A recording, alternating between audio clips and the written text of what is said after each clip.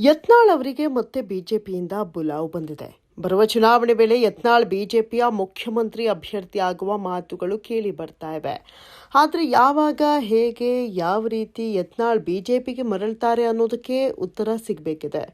ಬಿಜೆಪಿಯಿಂದ ಉಚ್ಚಾಟಿತರಾಗಿರುವ ಶಾಸಕ, Hindu fire brand ಅಂತಾನೆ ಹೆಸರಾಗಿರುವ ಬಸನಗೌಡ ಪಾಟೀಲ್ ಯತ್ನಾಳ್ ಮತ್ತೆ ರಾಜ್ಯ ರಾಜಕೀಯದ ಕೇಂದ್ರ ಬಿಂದುವಾಗಿ ನಿಂತಿದ್ದಾರೆ.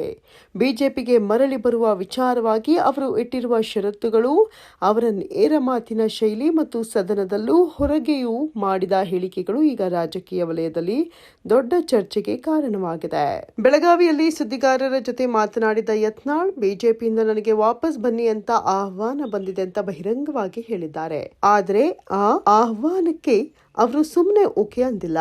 ನನ್ನನ್ನು ಮುಖ್ಯಮಂತ್ರಿ ಮಾಡೋದಾದ್ರೆ ಮಾತ್ರ ನಾನು ಬಿಜೆಪಿಗೆ ವಾಪಸ್ ಹೋಗ್ತೇನೆ ಅಂತ ಸ್ಪಷ್ಟವಾದ, ಗಟ್ಟಿಯಾದ ಕಂಡೀಷನ್ ಹಾಕಿದ್ದಾರೆ.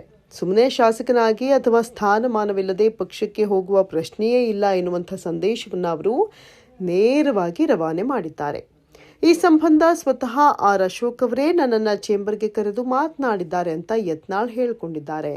ಯತ್ನಾಳ್ ಅವರೇ, ನೀವು ಬಿಜೆಪಿಗೆ ವಾಪಸ್ ಬರಲೇಬೇಕು. ಪಕ್ಷದ ಸ್ಥಿತಿ ತುಂಬಾ ಕೆಟ್ಟದಾಗಿದೆ. ಹೋರಾಟಕ್ಕೆ ಉತ್ಸಾಹ ಇಲ್ಲ, ಜನ ಸೇರ್ತಾ ಇಲ್ಲ ಅಂತ ಅಶೋಕ್ ಹೇಳಿದ್ದಾರೆ ಅನ್ನೋದು ಯತ್ನಾಳ್ ಅವರ ಮಾತಾಗಿದೆ. ನೀವು ಹೋದ ಕಡೆ ಸಾವಿರಾರು ಜನ ಸೇರ್ತಾರೆ. ನಿಮ್ಮ ಜನಪ್ರಿಯತೆ ದಿನೇ ದಿನೇ ಹೆಚ್ಚುತ್ತಿದೆ. ಆದ್ದರಿಂದ ಮತ್ತೆ ಬಿಜೆಪಿಗೆ ಬನ್ನಿ ಅಂತ ಪಕ್ಷದ 3-4 ಶಾಸಕರು ಸಹ ಒತ್ತಾಯ ಮಾಡಿದ್ದಾರೆ ಅಂತ ಯತ್ನಾಳ್ ವಿವರಿಸಿದ್ದಾರೆ. ಅಶೋಕ್ ಕಚೇರಿಯಲ್ಲಿ ನಡೆದ ಚರ್ಚೆಯಲ್ಲೂ ಇದೇ ಮಾತುಗಳು ಕೇಳಿ ಬಂದಿವೆ ಅನ್ನೋದು ಅವರ ಹೇಳಿಕೆ. ಆದರೆ ಯತ್ನಾಳ್ ಯಾವುದೇ ಆತುರದ ನಿರ್ಧಾರಕ್ಕೆ ಬರ್ತಾ ಇಲ್ಲ. ಅವರು ನಾನು ಸುಮ್ಮನೆ ಬಿಜೆಪಿಗೆ ಹೋಗಲ್ಲ, ಏನಾದರೂ ಸ್ಪಷ್ಟವಾದ ಮಾತು, ಭರವಸೆ ಕೊಟ್ಟರೆ ಮಾತ್ರ ಹೋಗ್ತೀನಿ ಅಂತಾನೆ ಹೇಳ್ತಿದ್ದಾರೆ. ರಾಜ್ಯ ಬಿಜೆಪಿ ಅಧ್ಯಕ್ಷ ಸ್ಥಾನವಾಗಲಿ ಅಥವಾ ವಿಪಕ್ಷ ನಾಯಕ ಸ್ಥಾನವಾಗಲಿ ಕೊಡಬೇಕು, ಮುಂದಿನ ಹಂತದಲ್ಲಿ ಮುಖ್ಯಮಂತ್ರಿ ಸ್ಥಾನ ಕೊಡಬೇಕು ಅಂತ ನಾನು ಹೇಳಿದ್ದೇನೆ ಅಂತ ಯತ್ನಾಳ್ ಅವರು ತಮ್ಮ ನಿಲುವನ್ನು ಸ್ಪಷ್ಟಪಡಿಸಿದ್ದಾರೆ. ಅಮಿತ್ ಶಾ ಭೇಟಿ ಮಾಡಿಸ್ತೇವೆ ಅಂತ ಯಾರೂ ನನಗೆ ಖಚಿತವಾಗಿ ಹೇಳಿಲ್ಲ. ಒಂದು ವೇಳೆ ಅವರೇ ಕರೆದು ನನ್ನ ಬೇಡಿಕೆಗೆ ಒಪ್ಪಿಕೊಂಡಿದ್ದೇವೆ ಅಂದರೆ ನಾನು ಹೋಗ್ತೇನೆ, ಇಲ್ಲವಾದರೆ ನಮ್ಮದೇ ಜೆಸಿಬಿ ಪಕ್ಷ ಕಟ್ತೇವೆ ಅಂತ ಯತ್ನಾಳ್ ಮತ್ತೊಮ್ಮೆ ತಮ್ಮ ರಾಜಕೀಯ ದಾರಿಯನ್ನು ಸ್ಪಷ್ಟವಾಗಿ ಹೇಳಿದ್ದಾರೆ. ಈ ಮಾತುಗಳು ಅವರ ಆತ್ಮವಿಶ್ವಾಸವನ್ನಷ್ಟೇ ಅಲ್ಲ, ತಮ್ಮ ಜನ ಬೆಂಬಲದ ಮೇಲಿರುವಂತಹ ನಂಬಿಕೆಯನ್ನ ಕೂಡ ತೋರಿಸುತ್ತವೆ. ಇದೆಲ್ಲದರ ನಡುವೆಯೂ ಬಿಜೆಪಿಯ ನಾಯಕನಂತೆ ಯತ್ನಾಳ್ ತಮ್ಮ ಕೆಲಸವನ್ನ ಮುಂದುವರೆಸಿದ್ದಾರೆ.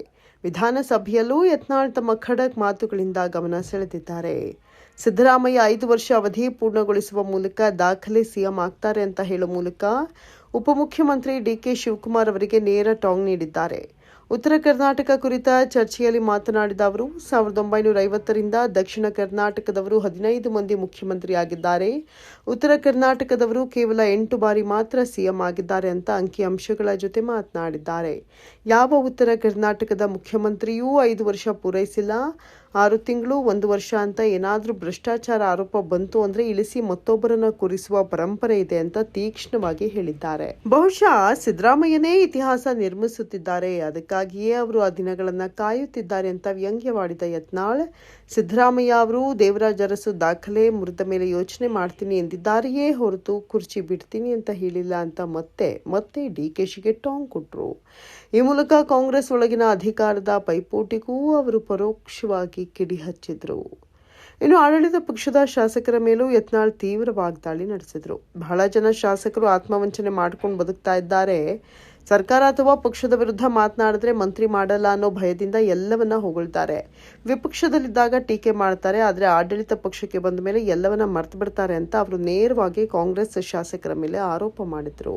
ಉತ್ತರ ಕರ್ನಾಟಕದ ವಿಚಾರ ಬಂದಾಗ ಯತ್ನಾಳ್ ಇನ್ನಷ್ಟು ಆಕ್ರೋಶದಿಂದ ಮಾತನಾಡಿದ್ರು.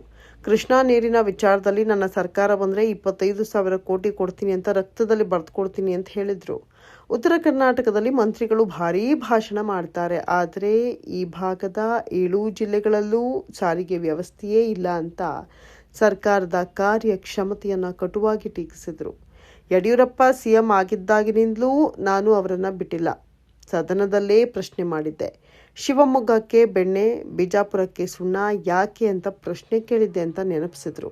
ಇದರಿಂದ ಯತ್ನಾಳ್ ಯಾರೇ ಆಗಿರಲಿ, ಯಾವ ಪಕ್ಷವೇ ಆಗಿರಲಿ, ಅಧಿಕಾರದಲ್ಲಿರುವವರ ವಿರುದ್ಧ ನೇರವಾಗಿ ಪ್ರಶ್ನೆ ಮಾಡುವ ತಮ್ಮ ಸ್ವಭಾವವನ್ನು ಮತ್ತೆ ಒತ್ತಿ ಹೇಳಿದ್ದಾರೆ. ಒಟ್ಟಾರೆ ನೋಡಿದ್ರೆ ಯತ್ನಾಳ್ ಅವರ ಮಾತುಗಳಲ್ಲಿ ಅಸಮಾಧಾನ, ಹೋರಾಟ ಮತ್ತು ಆತ್ಮವಿಶ್ವಾಸ ಮೂರೂ ಸ್ಪಷ್ಟವಾಗಿ ಕಾಣುತ್ತೆ. ಉತ್ತರ ಕರ್ನಾಟಕದ ಧ್ವನಿಯಾಗಿ ನೇರವಾಗಿ ಮಾತನಾಡುವ ನಾಯಕನಾಗಿ ಅವರು ಜನರ ಮನಸ್ಸಿಗೆ ಹತ್ತಿರವಾಗ್ತಿದ್ದಾರೆ. ಅವರು ಹೋದ ಕಡೆ ಜನಸಾಗರ ಸೇರ್ತಾ ಇದೆ ಎನ್ನುವಂಥ ಮಾತುಗಳು ಕೇವಲ ರಾಜಕೀಯ ಗಾಳಿ ಮಾತಲ್ಲ ಎಂಬುದನ್ನು ಅವರ ಇತ್ತೀಚಿನ ಚಟುವಟಿಕೆಗಳು ತೋರಿಸುತ್ತವೆ. ಬಿಜೆಪಿ ಒಳಗಿರಲಿ ಹೊರಗಿರಲಿ ಅಥವಾ ಹೊಸ ಪಕ್ಷದ ಮೂಲಕವಾಗಲಿ ಯತ್ನಾಳ್ ರಾಜ್ಯ ರಾಜಕೀಯದಲ್ಲಿ ದೊಡ್ಡ ಪಾತ್ರ ವಹಿಸುವುದಕ್ಕೆ ತಯಾರಾಗಿದ್ದಾರೆ ಅನ್ನೋದು ಸ್ಪಷ್ಟ. ಅವರ ಹೆಚ್ಚುತ್ತಿರುವ ಜನಪ್ರಿಯತೆ ಮತ್ತು ದೊರಕುತ್ತಿರುವ ಜನ ಬೆಂಬಲ ಮುಂದಿನ ದಿನಗಳಲ್ಲಿ ರಾಜ್ಯ ರಾಜಕಾರಣದ ದಿಕ್ಕನ್ನೇ ಬದಲಾಯಿಸುವಂತಹ ಶಕ್ತಿಯನ್ನು ಇಟ್ಕೊಂಡಿದೆ ಅನ್ನೋದು ಈಗ ಅನೇಕ ರಾಜಕೀಯ ವಲಯಗಳ ಮಾತಾಗಿದೆ.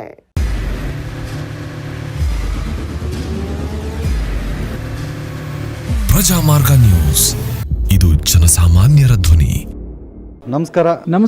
ನೀವು ನೋಡ್ತಾ ಇದ್ದೀರಾ ಪ್ರಜಾಮಾರ್ಗ ನ್ಯೂಸ್. ರಾಷ್ಟ್ರದ ರಾಜ್ಯದ ರಾಜಕೀಯದ ಬಗ್ಗೆ ಹೆಚ್ಚಿನ ಸಿನಿಮಾ ಅಪ್ಡೇಟ್ಗಳಿಗಾಗಿ ಫಸ್ಟ್ ಲೈಕ್ ಮಾಡಿ, ಸಬ್ಸ್ಕ್ರೈಬ್ ಆಗಿ, ಹಾಗೆ ಫಾಲೋ ಕೂಡ ಮಾಡಬೇಕು.